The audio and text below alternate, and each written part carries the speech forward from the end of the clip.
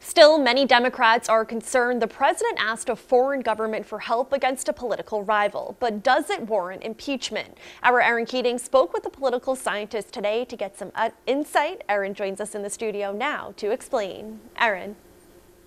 Olivia, the impeachment process is complex, and as Nichols College political science professor explains, it's important for people to know all the steps.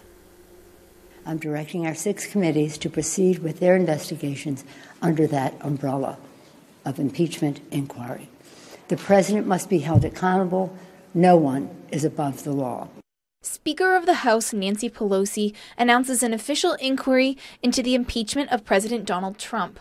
The inquiry comes after a whistleblower complaint in regards to President Trump's phone conversations with the Ukraine. The president is accused of threatening to deny American support to the Ukraine government unless they investigated the family of former Vice President Joseph Biden. If the Congress believes, if the House of Representatives believes that they have evidence of potential wrongdoing, then they can declare an inquiry, which is basically an investigation. Erica Cornelia Smith is an assistant professor of political science at Nichols College.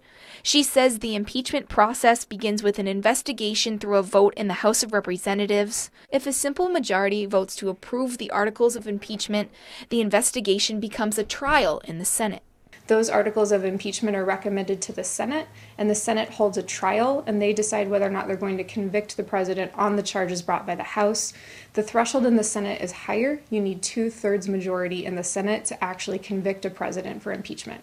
Former Presidents Bill Clinton and Andrew Johnson were both acquitted in impeachment proceedings and completed their terms in office. President Richard Nixon resigned before his trial began. Cornelia Smith says support for President Trump's inquiry is coming from House Democrats.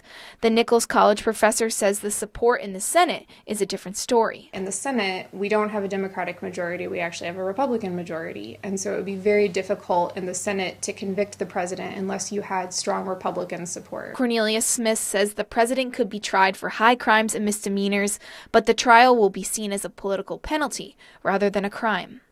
This is really more of a political penalty. So if they can justify articles of impeachment by saying something he did violates the Constitution, those high crimes and misdemeanors or treason or bribery, then that's sufficient for Congress to go ahead and recommend that Senate have a trial. It's unclear how long the inquiry will take, but government services will go on while these investigations are happening. In studio, Erin Keating, Worcester News Tonight.